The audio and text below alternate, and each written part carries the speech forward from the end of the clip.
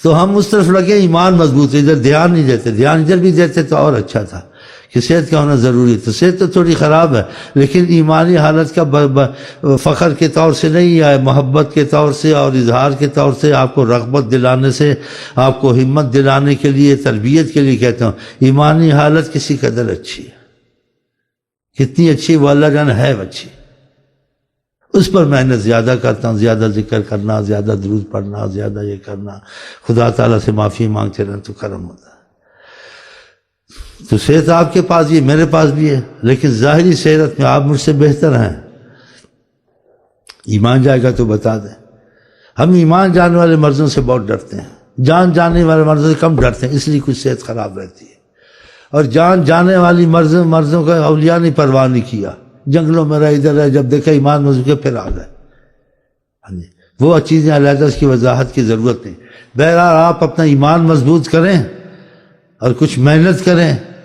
سننے سنانے تک نہ رہیں، کچھ کریں، تاکہ آپ کی دنیا کے حالات بھی کئیوں کے ٹھیک ہوئے، ان کے رزق میں فرق پڑا ہے، ان کی گھر کی پریشانیاں گئی ہیں، رشتہ داروں میں اتفاق ہوا، خدا کے بہت کچھ حاصل ہوا، برکت ذکر اللہ، برکت ذکر محمد، برکت قرآن، برکت نماز ان کو نصیب ہوئی۔ تو اس میں جو تقویت آپ کو دے گی، یعنی دل میں مضبوطی لائے گی، یہ روحانی اور ذکر کار کو نہیں چھوڑا، آپ کا دل خدا کی طاعت میں لگے گا، بہت سی برائیوں سے آپ بچ جائیں گے، جس سے جانی نقصان بھی ہوتا ہے، ایمانی نقصان بھی ہوتا ہے، حالات بھی خراب ہوتے ہیں، خدا کی پکڑ بھی آتی ہے، بہت کچھ ہوتا ہے۔ تو آقا جی ہمارے لیے رحمت ہے، اور اس میں آپ کو کوئی مشقت بھی نہیں ہے کہ 24 گھنٹے کے اندر ذکر اذکار بھی کر لیا اور خالی وقت میں درود شریف ہر وقت پڑھتے رہے۔ پھر آپ کچھ عرصے کے بعد دیکھیں، 1 سال 1 مہینہ دوسرے سے آپ کا دنیاوی طور سے بھی بہتر آئے گا، آخرت کے طور سے بھی، اگر آپ کی نیت دل صحیح ہوا تو۔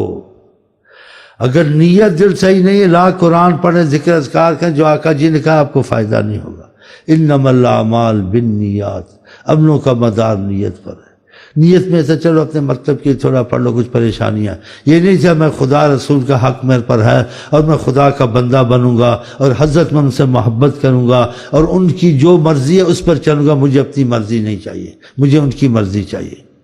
اور ماضی کی زندگی سے خدا سے معافی مانگتا ہوں، آئندہ زندگی میری اللہ کی مرضی پہ ہوگی اور جناب رسول کریم کی مرضی پہ چلوں گا۔ اس نیت سے شروع کیا تو پھر فائدے آئے، ایسے شروع ہوں گے آپ حیران ہوں گے کہ مٹی میں بھی ہاتھ ڈالتا ہوں سونا ہوتا ہے، اور دل میں قوت محسوس کرتا ہوں۔ وہ سوچے نہیں جو پہلے سوچ کہ کیا بنے گا کیا ہوگا، جیسے کسی نے میرے غم کا بوجھ اور ان تفکرات کا دل سے بوجھ اٹھا لیا۔ ہاں یہ بہت سچا مذہب ہے اسلام۔ ہاں آقا جی کی بہت باتوں میں اثر ہے، لیکن یہ اثر، یہ رحمت، یہ قوت، یہ سب مدد اسی کو نصیب ہوتی ہے جو نیت اور دل صحیح کر لے۔ نیت دل کا چور ہے، پھر فاتحہ نہیں، تسبیح خور دل کا چور، ایسے نہیں۔ ایک دم آپ داڑھی نہیں رکھ سکیں، ایک دم آپ نمازی نہیں بن سکیں، مریض ایک دم صحت مند نہیں ہوتا۔ جب آپ چیزوں میں لگیں گے، آج سے آپ کا دل لگے گا، آپ 2 نمازیں پڑھتے تھے، پھر 3 پڑھیں گے، پھر 4 پڑھیں گے، پھر تہجد پڑھیں گے، پھر خدا کا خوف آئے گا، گناہ نہیں چھوڑتے کہتے چھوڑ دینے چاہیے، کسی لڑکی کے پیچھے لگے کہتے جان نہیں چھڑانی چاہیے، پھر آپ ایسے ہوں گے۔ اب لڑکی کے پیچھے لگے ہوں گے یا نہیں لگے ہوں گے مجھے نہیں پتا، آپ کو پتا ہوگا، نہیں کرنی چاہیے ایسی بات۔ پیسہ کاروبار میں جو نماز روزہ بعد میں ہو جائے گا، 2 کالج میں پڑھ لی، 2 چھوڑ دی، ہاں جی، دوسری چیزوں کو بڑی فکر ہے، تجارت ہے، دکان چل رہے، گاہک شاک آتے ہیں، زور کی نماز اثر کر یا پڑھی نہیں، جا کے شام کو جب اٹھا پتون شتون اتاری، پھر شام کی شاہ کی پڑھ لی۔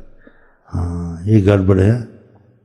یہ چیزیں سب ختم کریں، یہ آستے آستے مرضیں ختم ہوتی، زکام بھی 8-7 دن میں جاتے، جن کو بڑی مرضیاں کہاں جائیں گی، اکثر بے نمازی رہے، اکثر گناہوں سے توبہ نہیں کی،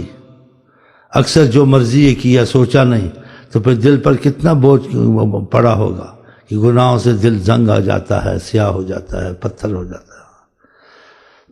تو پھر یہ آستے آستے ہوگا، یہ اسی کو بھی آستے جو دل سے نیت کر کے لگ چکا ہوگا کہ میں نے واقعہ، دیکھو اس کو بیماری ہوتی ظاہری، وہ دوائی یا پرہیز نہیں چھوڑتا، اس کو بڑی سیاست جب تک ٹھیک نہ ہو جائے۔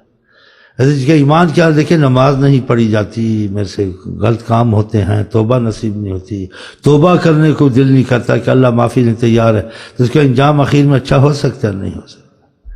آخر سے پہلے دنیا خراب نہیں، دنیا میں لوگوں کے سامنے وہ گر جاتا ہے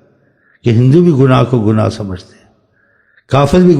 برائی کو برائی سمجھتا ہے۔ اسلام کا عقیدہ چھوڑیں، برائی ہر قوم سمجھتے ہے اس کو برائی، اس سے دنیا میں بھی انسان پر برا اثر پڑتا ہے۔ تو آپ چاہتے ہیں ہر مصیبت سے نکلے اور ہر رحمت آپ پہ آئے، اور آپ اللہ تعالیٰ کے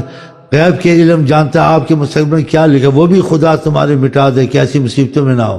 تو اللہ تعالیٰ سے محبت کرنے سے، آقا سے جڑنے سے ہی مصیبتیں ٹل جاتی، دنیا کی بھی آخرت کی بھی۔ آپ کے سامنے جو موجود ہے آقا کا زمانہ، کیسے ان کے حالات ہیں، نہ کھانا تھا، نہ پینا تھا، نہ علم تھا، نہ کچھ تھا، ہاں جی، اور اللہ تعالیٰ کی نافرمانی میں وہ باتیں تھیں جو ناگفتہ بے ہیں اسلام سے پہلے۔ جب آقا جی کی باتیں سن کے لگے ان کو دین بھی ملی، دنیا بھی ملی، آخرت بھی ملی، ان کے لیے شعر گائے گئے، چینو عرب ہمارا، ہندوستان ہمارا۔